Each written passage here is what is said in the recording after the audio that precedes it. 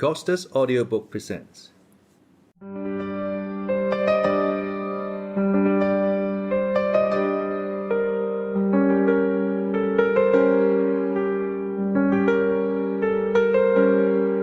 The Brothers Karamazov by Fyodor Dostoyevsky. Book 3, The Sensualists. Chapter 9, The Sensualists.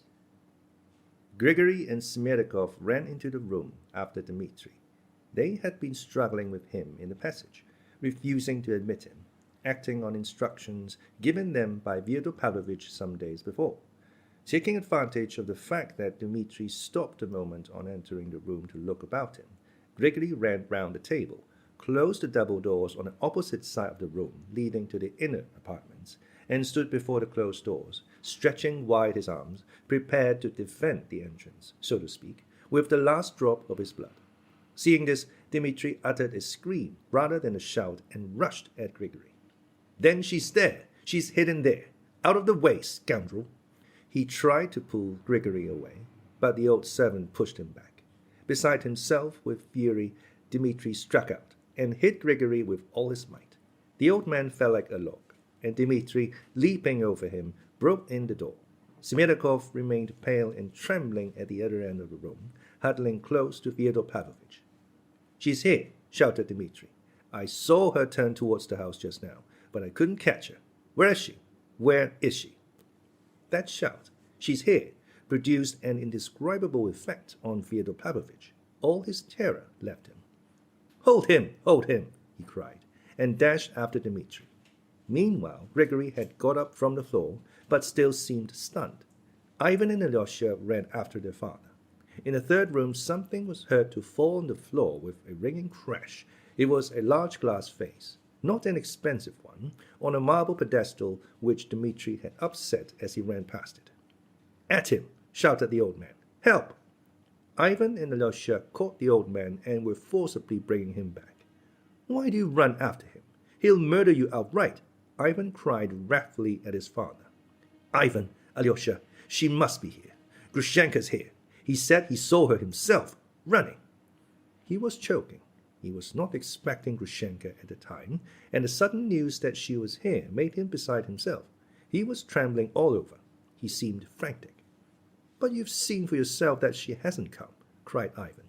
"But she may have come by that other entrance." "You know that entrance is locked, and you have the key." Dmitri suddenly reappeared in the drawing room. He had, of course, found the other entrance locked, and the key actually was in Fyodor Pavlovich's pocket.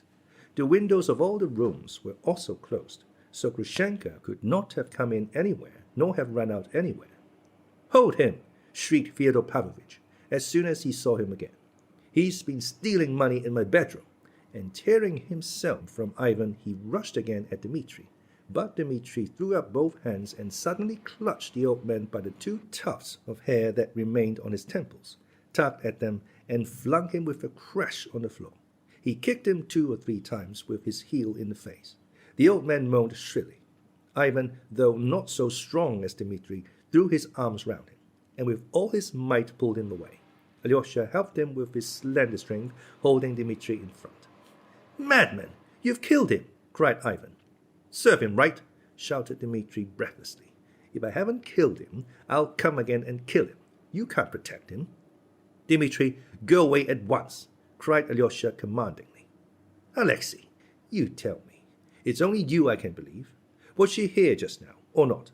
I saw her myself creeping this way by the fence from the lane. I shouted. She ran away." "I swear she's not been here, and no one expected her." "But I saw her, so she must. I'll find out at once where she is. Goodbye, Alexei. Not a word to Aesop about the money now. But go to Katerina Ivanovna at once, and be sure to say he sent his compliments to you. Compliments. His compliments. Just compliments and farewell. Describe the scene to her." Meanwhile, Ivan and Grigory had raised the old man and seated him in an armchair. His face was covered with blood, but he was conscious and listened greedily to Dmitri's cries. He was still fancying that Grushenka really was somewhere in the house. Dmitri looked at him with hatred as he went out. "I don't repent shedding your blood," he cried. "Beware, old man. Beware of your dream, for I have my dream too. I curse you and disown you altogether." He ran out of the room. "She's here. She must be here. Smelikov, Smelikov!" The old man wheezed, scarcely audibly, beckoning to him with his finger. "No, she's not here, you old lunatic," Ivan shouted at him angrily. "Here, he's fainting. Water, a towel. Make haste, Smelikov." Smelikov ran for water. At last they got the old man undressed and put him to bed. They wrapped a wet towel round his head. Exhausted by the brandy, by his violent emotion, and the blows he had received, he shut his eyes and fell asleep as soon as his head touched the pillow. Ivan and Alyosha went back to the drawing room. Smelikov removed the fragments of the broken vase, while Gregory stood by the table looking gloomily at the floor. "Shouldn't you put a wet bandage on your head and go to bed too?" Alyosha said to him. "We'll look after him. My brother gave you a terrible blow on the head." "He's insulted me," Gregory articulated gloomily and distinctly. "He's insulted his father, not only you," observed Ivan with a forced smile. "I used to wash him in his tub. He's insulted me," repeated Gregory. "Damn it all. If I hadn't pulled him away, perhaps he'd have murdered him. It wouldn't take much to do for Aesop, would it?" whispered Ivan to Alyosha. "God forbid," cried Alyosha. "Why should he forbid?" Ivan went on in the same whisper, with a malignant grimace. "One reptile will devour the other, and serve them both right, too." Alyosha shuddered. "Of course I won't let him be murdered as I didn't just now. Stay here, Alyosha. I'll go for a turn in the yard. My head's begun to ache." Alyosha went to his father's bedroom and sat by his bedside behind a screen for about an hour. The old man suddenly opened his eyes and gazed for a long while at Alyosha, evidently remembering and meditating. All at once his face betrayed extraordinary excitement. "Alyosha," he whispered apprehensively, "where's Ivan?" "In the yard. He's got a headache. He's on a watch." "Give me that looking-glass. It stands over there. Give it me." Alyosha gave him a little round folding looking-glass which stood on a chest of drawers. The old man looked at himself in it. His nose was considerably swollen, and on the left side of his forehead there was a rather large crimson bruise. "What does Ivan say?" "Alyosha, my dear, my only son, I'm afraid of Ivan. I'm more afraid of Ivan than the other. You're the only one I'm not afraid of." "Don't be afraid of Ivan either. He is angry, but he'll defend you." "Alyosha, and what of the other? He's run to Grushenka. My angel, tell me the truth. Was she here just now or not?" "No one has seen her. It was a mistake. She has not been here. You know Mitya wants to marry her. To marry her. She won't marry him. She won't. She won't on any account." The old man fairly fluttered with joy, as though nothing more comforting could have been said to him. In his delight he seized Alyosha's hand and pressed it warmly to his heart. Tears positively glittered in his eyes. "That image of the Mother of God of which I was telling you just now," he said. "Take it home and keep it for yourself, and I'll let you go back to the monastery. I was joking this morning. Don't be angry with me. My head aches, Alyosha. Alyosha, comfort my heart. Be an angel and tell me the truth." "You're still asking whether she has been here or not," Alyosha said sorrowfully. No, I believe you. I'll tell you what it is. You go to Grushenka yourself, or see her somehow. Make haste and ask her. See for yourself which she means to choose, him or me, eh? What? Can you?" "If I see her, I'll ask her," Alyosha muttered, embarrassed. "No, she won't tell you," the old man interrupted. "She's a rogue. She'll begin kissing you and say that it's you she wants. She's a deceitful, shameless hussy. You mustn't go to her. You mustn't." "No, father, and it won't be suitable. It won't be right at all." "Where was he sending you just now?" He shouted "Go" as he ran away. "To Katerina Ivanovna." "For money? To ask her for money?" "No, not for money." "He's no money, not a farthing. I'll settle down for the night and think things over. And you can go. Perhaps you'll meet her. Only be sure to come to me tomorrow in the morning." "Be sure to. I have a word to say to you tomorrow. Will you come?" "Yes." "When you come, pretend you've come of your own accord to ask after me. Don't tell anyone I told you to. Don't say a word to Ivan." "Very well." "Goodbye, my angel. You stood up for me just now. I shall never forget it. I've a word to say to you tomorrow, but I must think about it." "And how do you feel now?" I shall get up tomorrow and go out. Perfectly well, perfectly well. Crossing the yard, Alyosha found Ivan sitting on the bench at the gateway. He was sitting writing something in pencil in his notebook. Alyosha told Ivan that their father had waked up, was conscious, and had let him go back to sleep at the monastery. Alyosha, I should be very glad to meet you tomorrow morning, said Ivan cordially, standing up. His cordiality was a complete surprise to Alyosha. I shall be at the Hohlakovs tomorrow, answered Alyosha. I may be at Katerina Ivanovna's too, if I don't find her now. But you're going to her now, anyway, for that compliments and farewell, said Ivan, smiling. Alyosha was disconcerted. I think I quite understand his exclamations just now, and part of what went before. Dmitri has asked you to go to her and say that he, well, in fact, takes his leave of her? Brother, how will all this horror end between Father and Dmitri? Exclaimed Alyosha. One can't tell for certain. Perhaps in nothing. It may all fizzle out. That woman is a beast. In any case, we must keep the old man indoors and not let Dmitri in the house. Brother, let me ask one thing more. Has any man a right to look at other men and decide which is worthy to live? Why bring in the question of worth? The matter is most often decided in men's hearts on other grounds much more natural. And as for rights, who has not the right to wish? Not for another man's death. What even if for another man's death? Why lie to oneself since all men live so and perhaps cannot help living so? Are you referring to what I said just now, that one reptile will devour the other? In that case, let me ask you, do you think me, like Dmitri, capable of shedding Aesop's blood, murdering him, eh? What are you saying, Ivan? Such an idea never crossed my mind. I don't think Dmitri is capable of it either. Thanks, if only for that, smiled Ivan. Be sure, I should always defend him. But in my wishes, I reserve myself full latitude in this case. Goodbye till tomorrow. Don't condemn me, and don't look on me as a villain, he added with a smile. They shook hands warmly as they had never done before. Alyosha felt that his brother had taken the first step towards him, and that he had certainly done this with some definite motive.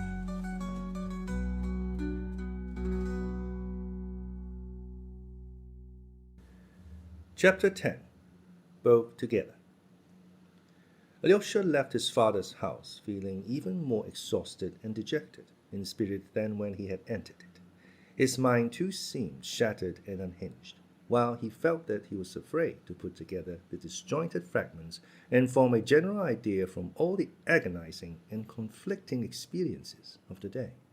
He felt something bordering upon despair, which he had never known till then. Towering like a mountain above all the rest stood the fatal, insoluble question. How would things end between his father and his brother Dmitri with this terrible woman? Now he had himself been a witness of it. He had been present and seen them face to face. Yet only his brother Dmitri could be made unhappy, terribly, completely unhappy. There was trouble awaiting him.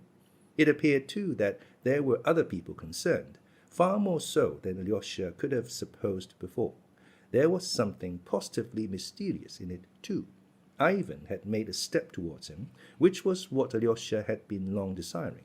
Yet now he felt for some reason that he was frightened at it, at these women. Strange to say, that morning he had set out for Katerina Ivanovna's in the greatest embarrassment. Now he felt nothing of the kind.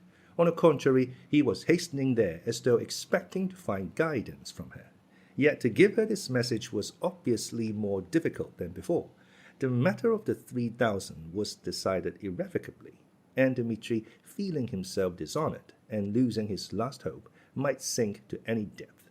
He had, moreover, told him to describe to Katerina Ivanovna the scene which had just taken place with his father. It was by now 7 o'clock, and it was getting dark as Alyosha entered the very spacious and convenient house in the high street occupied by Katerina Ivanovna. Alyosha knew that she lived with 2 aunts. One of them, a woman of little education, was that aunt of her half-sister, Agafya Ivanovna, who had looked after her in her father's house when she came from boarding school. The other aunt was a Moscow lady of style and consequence, though in straitened circumstances. It was said that they both gave way in everything to Katerina Ivanovna, and that she only kept them with her as chaperons. Katerina Ivanovna herself gave way to no one but her benefactress, the general's widow, who had been kept by illness in Moscow, and to whom she was obliged to write twice a week a full account of all her doings. When Alyosha entered the hall and asked the maid who opened the door to him to take his name up, it was evident that they were already aware of his arrival. Possibly he had been noticed from the window. At least, Alyosha heard a noise, caught the sound of flying footsteps and rustling skirts. 2 or 3 women, perhaps, had run out of the room. Alyosha thought it strange that his arrival should cause such excitement. He was conducted, however, to the drawing-room at once. It was a large room, elegantly and amply furnished, not at all in provincial style. There were many sofas, lounges, settees, big and little tables. There were pictures on the walls, vases and lamps on the tables, masses of flowers, and even an aquarium in the window. It was twilight and rather dark. Alyosha made out a silk mantle thrown down on the sofa, where people had evidently just been sitting, and on a table in front of the sofa were 2 unfinished cups of chocolate, cakes, a glass saucer with blue raisins, and another with sweet meats. Alyosha saw that he had interrupted visitors, and frowned. But at that instant the portiere was raised, and with rapid, hurrying footsteps Katerina Ivanovna came in, holding out both hands to Alyosha with a radiant smile of delight. At the same instant a servant brought in 2 lighted candles and set them on the table. "Thank God! At last you have come too. I've been simply praying for you all day. Sit down." Alyosha had been struck by Katerina Ivanovna's beauty when, 3 weeks before, Dmitri had first brought him, at Katerina Ivanovna's special request, to be introduced to her. There had been no conversation between them at that interview, however. Supposing Alyosha to be very shy, Katerina Ivanovna had talked all the time to Dmitri to spare him. Alyosha had been silent, but he had seen a great deal very clearly. He was struck by the imperiousness, proud ease, and self-confidence of the haughty girl, and all that was certain. Alyosha felt that he was not exaggerating it. He thought her great glowing black eyes were very fine, especially with her pale, even rather sallow, longish face. But in those eyes and in the lines of her exquisite lips there was something with which his brother might well be passionately in love, but which perhaps could not be loved for long. He expressed this thought almost plainly to Dmitri when, after the visit, his brother besought and insisted that he should not conceal his impressions on seeing his betrothed. "You'll be happy with her, but perhaps not tranquilly happy." "Quite so, brother. Such people remain always the same. They don't yield to fate. So you think I shan't love her forever?" "No. Perhaps you will love her forever, but perhaps you won't always be happy with her." Alyosha had given his opinion at the time, blushing and angry with himself for having yielded to his brother's entreaties and put such foolish ideas into words. For his opinion had struck him as awfully foolish immediately after he had uttered it. He felt ashamed, too, of having given so confident an opinion about a woman. It was with the more amazement that he felt now, at the first glance at Katerina Ivanovna as she ran into him, that he had perhaps been utterly mistaken. This time her face was beaming with spontaneous good-natured kindliness and direct warm-hearted sincerity. The pride and haughtiness, which had struck Alyosha so much before, was only betrayed now in a frank, generous energy and a sort of bright, strong faith in herself. Alyosha realized at the first glance, at the first word, that all the tragedy of her position in relation to the man she loved so dearly was no secret to her, that she perhaps already knew everything, positively everything. And yet, in spite of that, there was such brightness in her face, such faith in the future. Alyosha felt at once that he had gravely wronged her in his thoughts. He was conquered and captivated immediately. Besides all this, he noticed at her first words that she was in great excitement, an excitement perhaps quite exceptional and almost approaching ecstasy. "I was so eager to see you, because I can learn from you the whole truth, from you and no one else." "I have come," muttered Alyosha confusedly. He sent me." "Ah, he sent you. I foresaw that. Now I know everything." "Everything," cried Katerina Ivanovna, her eyes flashing. "Wait a moment, Alexey Fyodorovitch. I'll tell you why I've been so longing to see you. You see, I know perhaps far more than you do yourself, and there's no need for you to tell me anything. I'll tell you what I want from you. I want to know your own last impression of him. I want you to tell me most directly, plainly, coarsely even, what you thought of him just now and of his position after your meeting with him today. That will perhaps be better than if I had a personal explanation with him, as he does not want to come to me. Do you understand what I want from you? Now, tell me simply. Tell me every word of the message he sent you with. He told me to give you his compliments, and to say that he would never come again, but to give you his compliments. His compliments? Was that what he said? His own expression? Yes. Accidentally, perhaps he made a mistake in the word. Perhaps he did not use the right word? No, he told me precisely to repeat that word. He begged me 2 or 3 times not to forget to say so. Katerina Ivanovna flushed hotly. Help me now, Alexei Fyodorovich. Now I really need your help. I'll tell you what I think, and you must simply say whether it's right or not. Listen, if he had sent me his compliments in passing, without insisting on your repeating the words, without emphasizing them, that would be the end of everything. But if he particularly insisted on those words, if he particularly told you not to forget to repeat them to me, then perhaps he was in excitement, beside himself. He had made his decision and was frightened at it. He wasn't walking away from me with resolute step, but leaping headlong. The emphasis on that phrase may have been simply bravado. Yes, cried Alyosha warmly. I believe that is it. And if so, he's not altogether lost. I can still save him.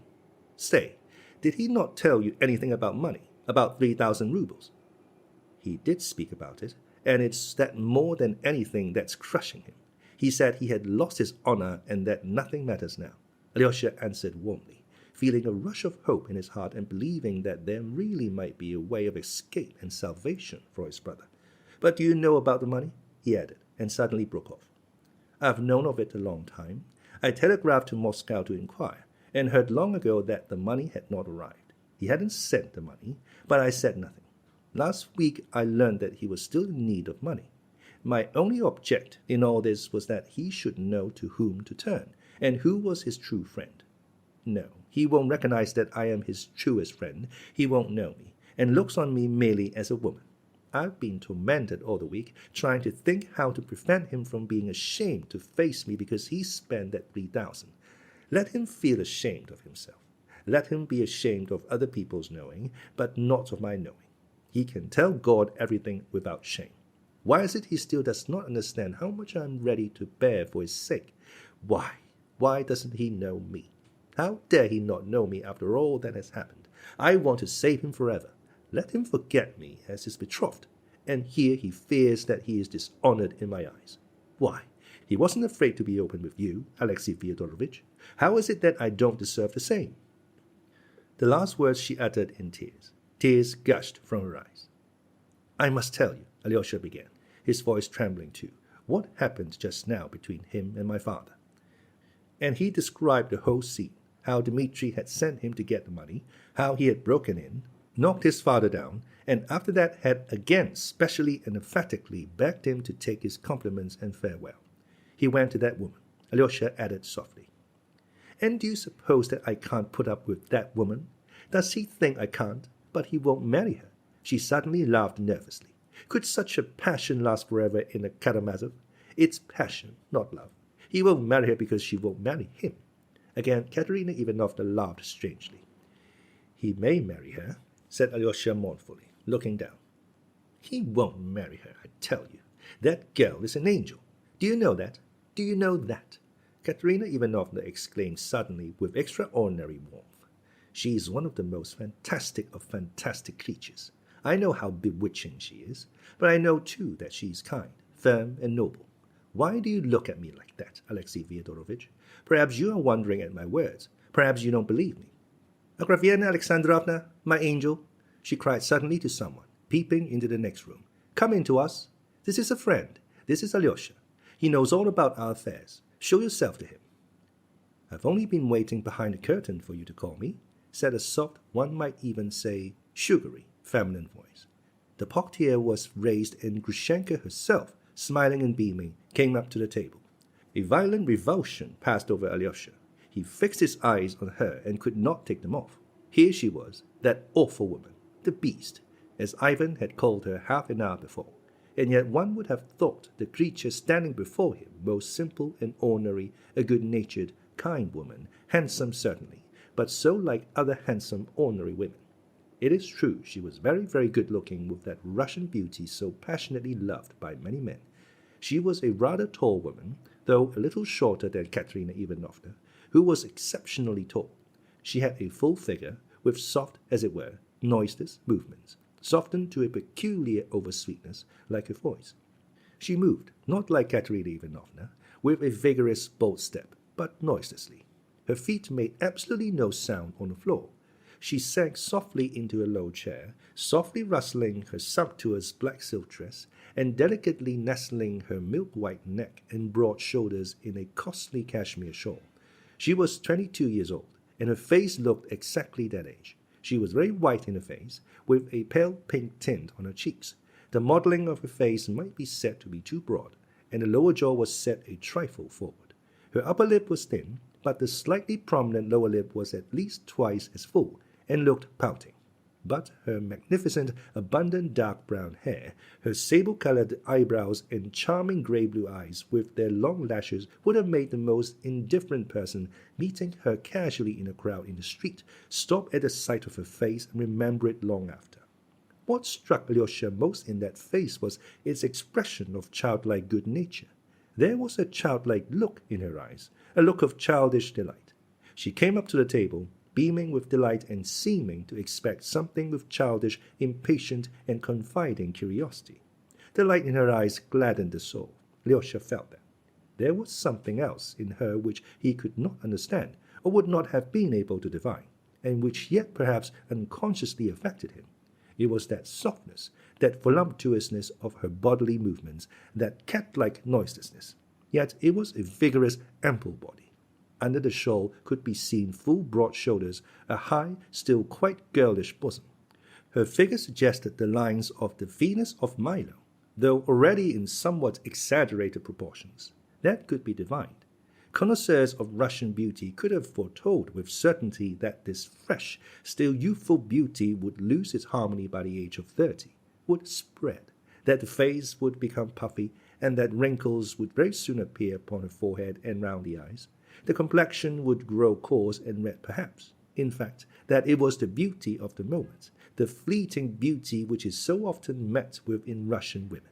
Alyosha, of course, did not think of this, but though he was fascinated, yet he wondered with an unpleasant sensation, and as it were regretfully, why she drawled in that way and could not speak naturally. She did so evidently feeling there was a charm in the exaggerated, honeyed modulation of the syllables. It was, of course, only a bad, underbred habit that showed bad education and a false idea of good manners. And yet this intonation and manner of speaking impressed Alyosha as almost incredibly incongruous with the childishly simple and happy expression of her face, the soft babyish joy in her eyes. Katerina Ivanovna at once made her sit down in an armchair facing Alyosha, and ecstatically kissed her several times on her smiling lips. She seemed quite in love with her. "This is the first time we've met, Alexey Fyodorovitch," she said rapturously. "I wanted to know her, to see her. I wanted to go to her, but I'd no sooner expressed the wish than she came to me.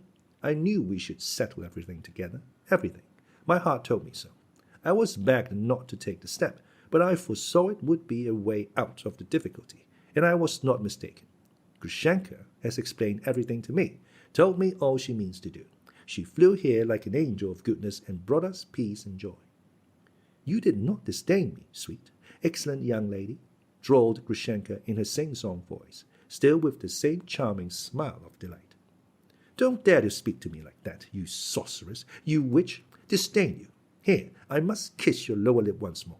It looks as though it were swollen, and now it will be more so, and more. Look how she laughs, Alexey Fyodorovitch. It does one's heart good to see the angel." Alyosha flushed and faint. Imperceptible shivers kept running down him. "You make so much of me, dear young lady, and perhaps I am not at all worthy of your kindness." "Not worthy! She's not worthy of it," Katerina Ivanovna cried again with the same warmth. "You know, Alexey Fyodorovitch, we're fanciful, we're self-willed, but proudest of the proud in our little heart. We're noble, we're generous, Alexey Fyodorovitch, let me tell you. We have only been unfortunate. We were too ready to make every sacrifice for an unworthy, perhaps a fickle man.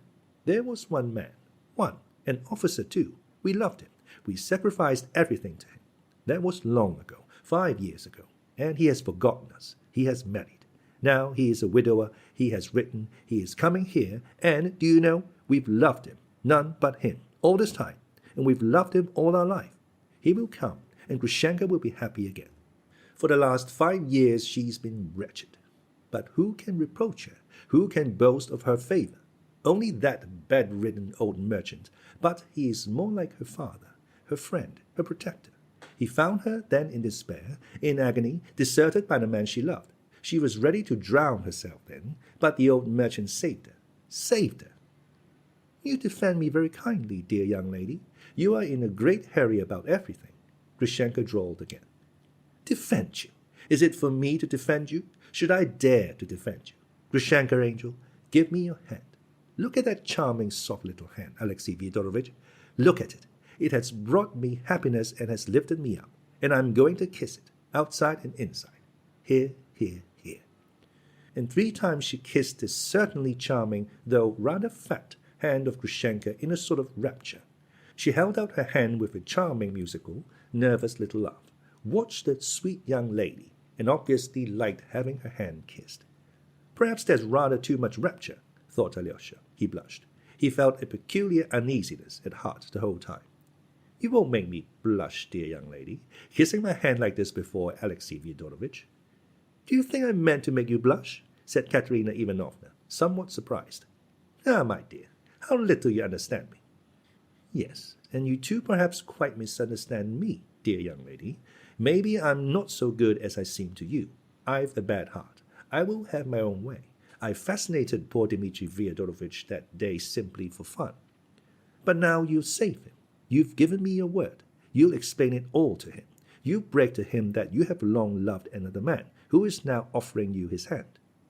Oh, no, I didn't give you my word to do that. It was you kept talking about that. I didn't give you my word. Then I didn't quite understand you, said Katerina Ivanovna slowly, turning a little pale. You promised. Oh, no, angel lady, I've promised nothing. Grushenka interrupted softly and evenly, still with the same gay and simple expression. You see at once, dear young lady, what a wilful wretch I am compared with you. If I want to do a thing, I do it. I may have made you some promise just now, but now again I'm thinking I may take Dmitri again. I liked him very much once, liked him for almost a whole hour. Now maybe I shall go and tell him to stay with me from this day forward. You see, I'm so changeable. Just now you said something quite different, Katerina Ivanovna whispered faintly. Ah, just now. But, you know, I'm such a soft-hearted, silly creature. Only think what he's gone through on my account. What if when I go home I feel sorry for him? What then? I never expected... Ah, young lady, how good and generous you are compared with me. Now perhaps you won't care for a silly creature like me. Now you know my character. Give me your sweet little hand, angelic lady, she said tenderly, and with a sort of reverence took Katerina Ivanovna's hand. Here, dear young lady, I'll take your hand and kiss it as you did mine. You kissed mine 3 times, but I ought to kiss yours 300 times to be even with you. Well, but let that pass, and then it shall be as God wills. Perhaps I shall be your slave entirely and want to do your bidding like a slave. Let it be as God wills, without any agreements and promises. What a sweet hand, what a sweet hand you have, you sweet young lady, you incredible beauty. She slowly raised her hands to her lips, with the strange object indeed of being even with her in kisses. Katerina Ivanovna did not take her hand away. She listened with timid hope to the last words. Though Grushenka's promise to do her bidding like a slave was very strangely expressed, she looked intently into her eyes. She still saw in those eyes the same simple-hearted, confiding expression, the same bright gaiety. She's perhaps too naive, thought Katerina Ivanovna, with a gleam of hope. Grushenka meanwhile seemed enthusiastic over the sweet hand. She raised it deliberately to her lips, but she held it for 2 or 3 minutes near her lips, as though reconsidering something.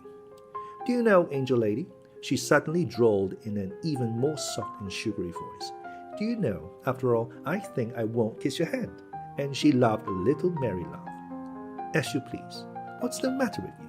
Said Katerina Ivanovna, starting suddenly. So that you may be left to remember that you kissed my hand, but I didn't kiss yours. There was a sudden gleam in her eyes. She looked with awful intentness at Katerina Ivanovna. Insolent creature, cried Katerina Ivanovna, as though suddenly grasping something. She flushed all over and leapt up from her seat. Grushenka too got up, but without haste. So I shall tell Mitya how you kissed my hand, but I didn't kiss yours at all, and how he will laugh. Vile slut! Go away! Ah, for shame, young lady. Ah, for shame. That's unbecoming of you, dear young lady. A word like that. Go away! You're a creature for sale! Screamed Katerina Ivanovna. Every feature was working in her utterly distorted face. For sale, indeed. You used to visit gentlemen in the dusk for money once. You brought your beauty for sale. You see, I know. Katerina Ivanovna shrieked and would have rushed at her, but Alyosha held her with all his strength. Not a step, not a word. Don't speak, don't answer her. She'll go away. She'll go at once. At that instant, Katerina Ivanovna's two aunts ran in at her cry, and with them a maid-servant. All hurried to her. I'll go away, said Grushenka, taking up her mantle from the sofa. Alyosha, darling, see me home.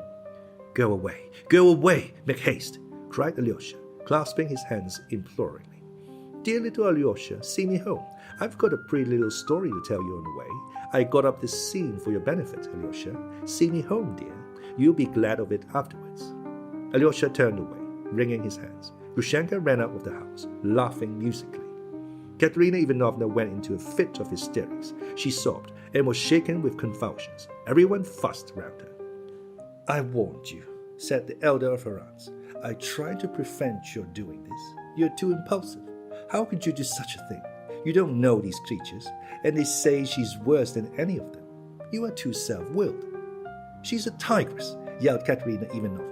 Why did you hold me, Alexei Fyodorovich? I'd have beaten her. She could not control herself before Alyosha. Perhaps she did not care to, indeed. She ought to be flogged in public on a scaffold. Alyosha withdrew towards the door. But, my God, cried Katerina Ivanovna, clasping her hands. He could be so dishonorable, so inhuman. Why, he told that creature what happened on that fatal, accursed day. You brought your beauty for sale, dear young lady. She knows it. Your brother's a scoundrel, Alexei Fyodorovich. Alyosha wanted to say something, but he couldn't find a word. His heart ached. Go away, Alexei Fyodorovich. It's shameful, it's awful for me. Tomorrow I beg you on my knees. Come tomorrow. Don't condemn me. Forgive me. I don't know what I shall do with myself now. Alyosha walked out into the street reeling. He could have wept as she did. Suddenly he was overtaken by the maid. The young lady forgot to tell you this letter from Madame Hohlakov. It's been left with us since dinner time. Alyosha took the little pink envelope mechanically and put it almost unconsciously into his pocket.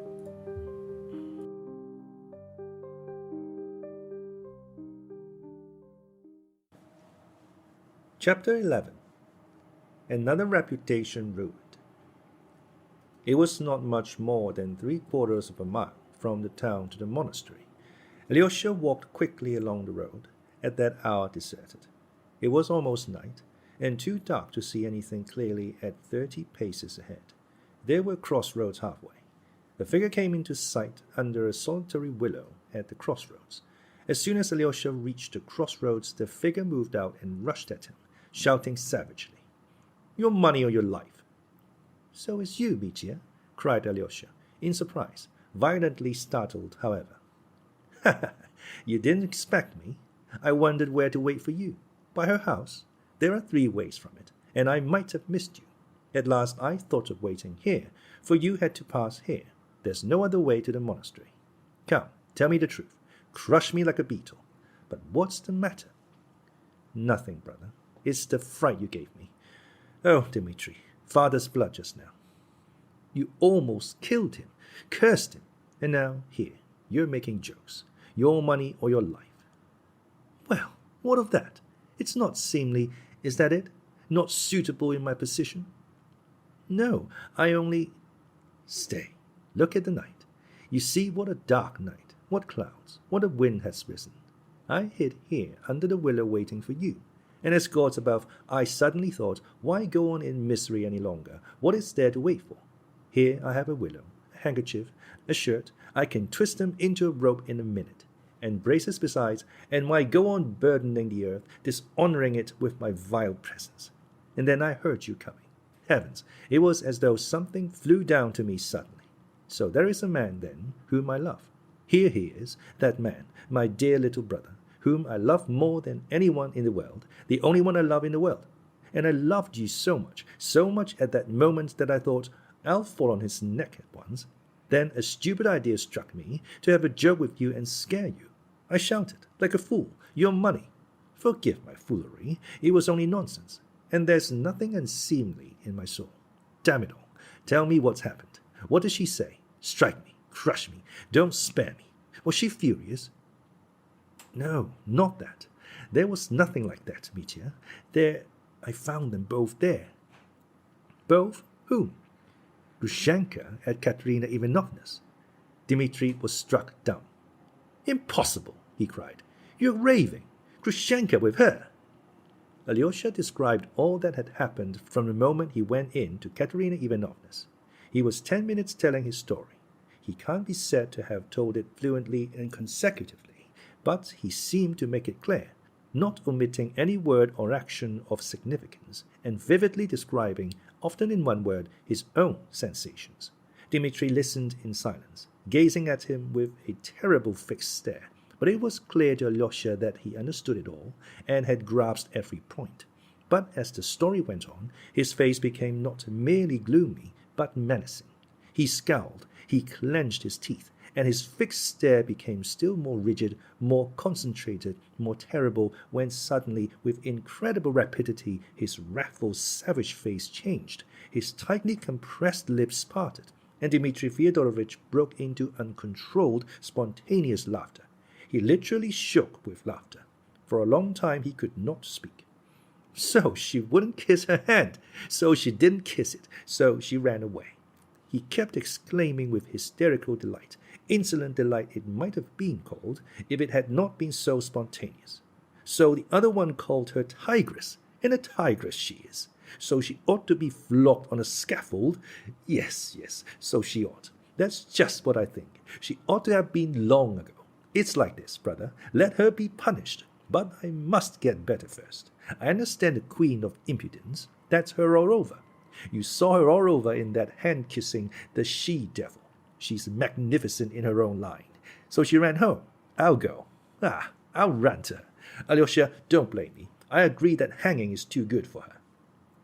But Katerina Ivanovna, exclaimed Alyosha sorrowfully. I see her too. I see right through her, as I've never done before.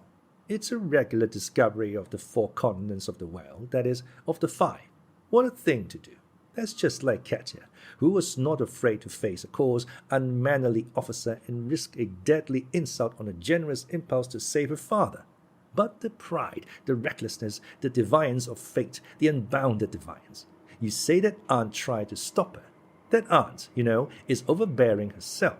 She's the sister of the general's widow in Moscow, and even more stuck-up than she. But her husband was caught stealing government money. He lost everything, his estate and all, and the proud wife had to lower her colors, and hasn't raised them since. So she tried to prevent Katya, but she wouldn't listen to her. She thinks she can overcome everything, that everything will give way to her. She thought she could bewitch Grushenka if she liked, and she believed it herself. She plays a part to herself. And whose fault is it? Do you think she kissed Grushenka's hand first on purpose with a motive? No, she really was fascinated by Grushenka. That's to say, not by Grushenka, but by her own dream, her own delusion, because it was her dream, her delusion. Alyosha, darling, how did you escape from them, those women? Did you pick up your cassock and run? Brother, you don't seem to have noticed how you've insulted Katerina Ivanovna by telling Grushenka about that day. And she flung it in her face just now that she had gone to gentlemen in secret to sell her beauty. Brother, what could be worse than that insult? What worried Alyosha more than anything was that, incredible as it seemed, his brother appeared pleased at Katerina Ivanovna's humiliation. Dmitri frowned fiercely. and struck his forehead with his hand. He only now realized it, though Alyosha had just told him of the insult and Katerina Ivanovna's cry. "Your brother is a scoundrel." "Yes, perhaps. I really did tell Grushenka about that fatal day, as Katya calls it. Yes, I did tell her. I remember. It was that time at Mokro. I was drunk. The gypsies were singing, but I was sobbing. I was sobbing then, kneeling and praying to Katya's image, and Grushenka understood it. She understood it all then. I remember. She cried herself. Damn it all. But it's bound to be so now. Then she cried, but now the dagger in the heart. That's how women are." He looked down and sank into thought. "Yes, I'm a scoundrel, a thorough scoundrel," he said suddenly, in a gloomy voice. "It doesn't matter whether I cried or not. I'm a scoundrel. Tell her I accept the name, if that's any comfort. Come, that's enough. Goodbye. It's no use talking. It's not amusing. You go your way and I mine. And I don't want to see you again except as a last resource. Goodbye, Alexei."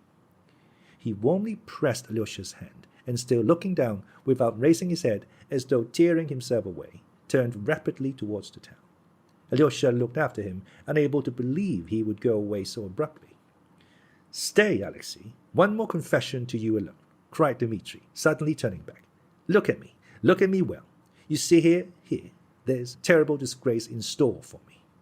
You know me now, a scoundrel, and a vile scoundrel, but let me tell you that I've never done anything before and never shall again, anything that can compare in baseness with the dishonor which I bear now at this very minute on my breast, here, which will come to pass, though I'm perfectly free to stop it.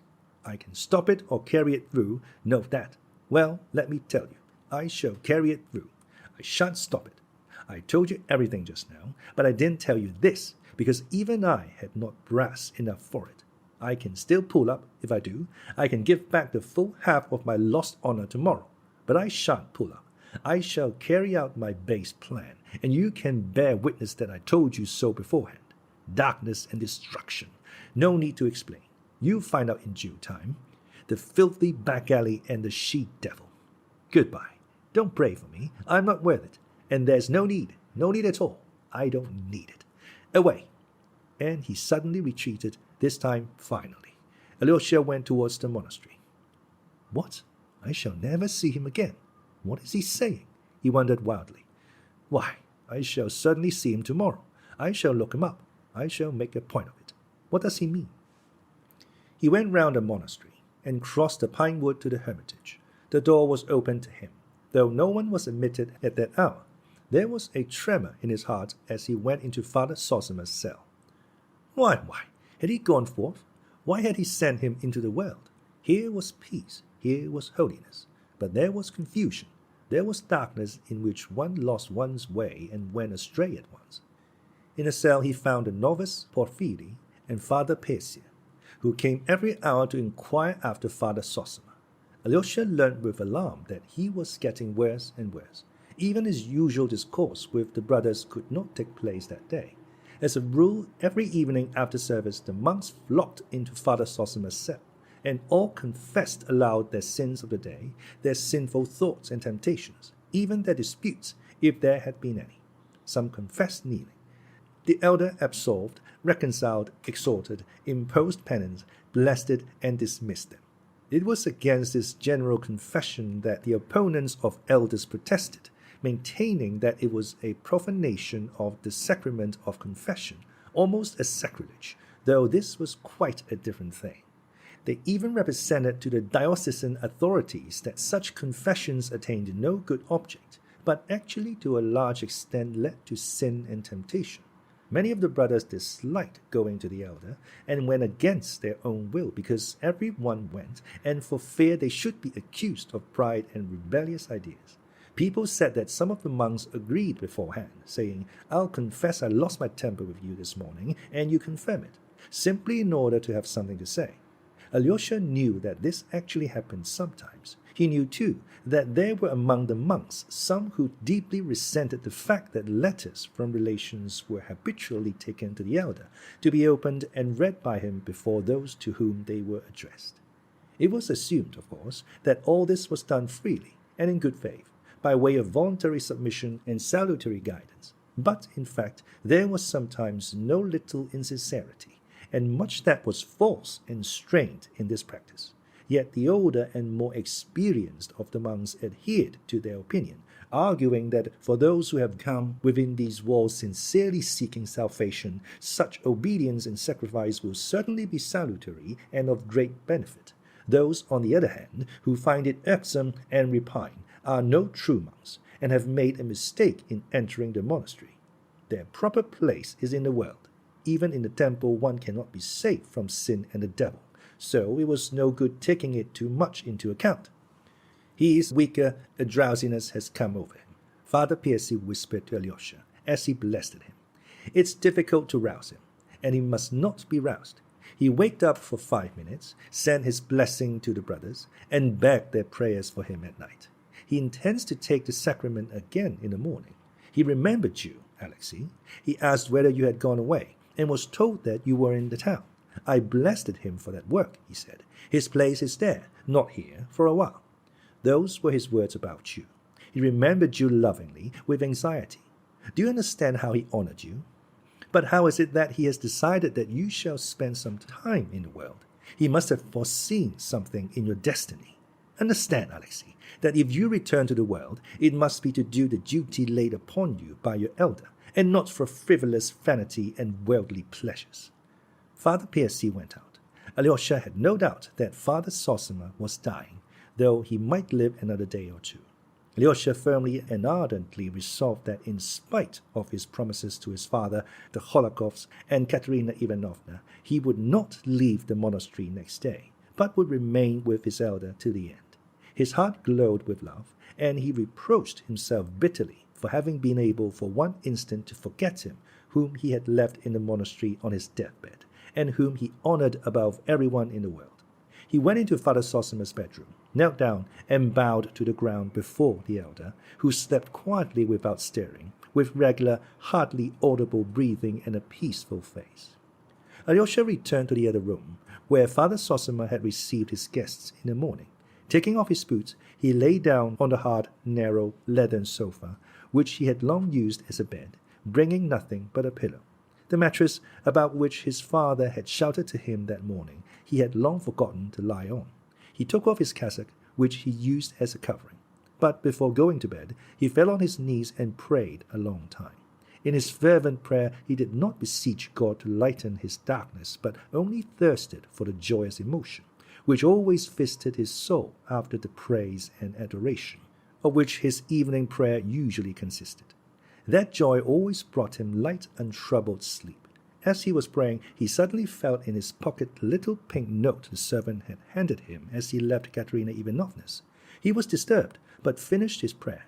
Then, after some hesitation, he opened the envelope. In it was a letter to him, signed by Lise, the young daughter of Madame Hohlakov, who had laughed at him before the elder in the morning.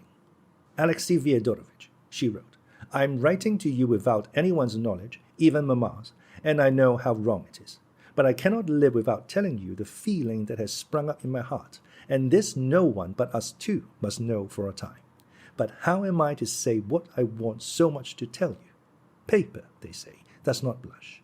But I assure you it's not true, and that it's blushing just as I am now, all over. Dear Alyosha, I love you. I've loved you from my childhood, since our Moscow days, when you were very different from what you are now, and I shall love you all my life. My heart has chosen you, to unite our lives and pass them together till our old age. Of course, on condition that you will leave the monastery. As for our age, we will wait for the time fixed by the law. By that time, I shall certainly be quite strong. I shall be walking and dancing. There can be no doubt of that. You see how I've thought of everything. There's only one thing I can't imagine. What you think of me when you read this. I'm always laughing and being naughty. I made you angry this morning, but I assure you before I took up my pen, I prayed before the image of the Mother of God, and now I'm praying and almost crying. My secret is in your hands. When you come tomorrow, I don't know how I shall look at you. Alexei Fyodorovich, what if I can't restrain myself like a silly and laugh when I look at you as I did today? You think I'm a nasty girl making fun of you, and you won't believe my letter. And so I beg you, dear one, if you've any pity for me, when you come tomorrow, don't look at me straight in the face. for if I meet your eyes, it will be sure to make me laugh, especially as you be in that long gown. I feel cold all over when I think of it, so when you come, don't look at me at all for a time. Look at Mamma or at the window. Here I've written you a love letter. Oh dear, what have I done? Alyosha, don't despise me, and if I've done something very horrid and wounded you, forgive me. Now the secret of my reputation, ruined perhaps forever, is in your hands. I shall certainly cry today. Goodbye till our meeting, our awful meeting. Liz. P.S. Alyosha, you must come. Liz. Alyosha read the note in amazement, read it through twice, thought a little, and suddenly laughed a soft, sweet laugh. He started. That laugh seemed to him sinful. But a minute later he laughed again, just as softly and happily. He slowly replaced the note in the envelope, crossed himself, and lay down. The agitation in his heart passed at once. God, have mercy upon all of them. Have all these unhappy and turbulent souls in thy keeping, and set them in the right path. All ways are thine. Save them according to thy wisdom. Thou art love. Thou wilt send joy to all. Alyosha murmured, crossing himself and falling into peaceful sleep.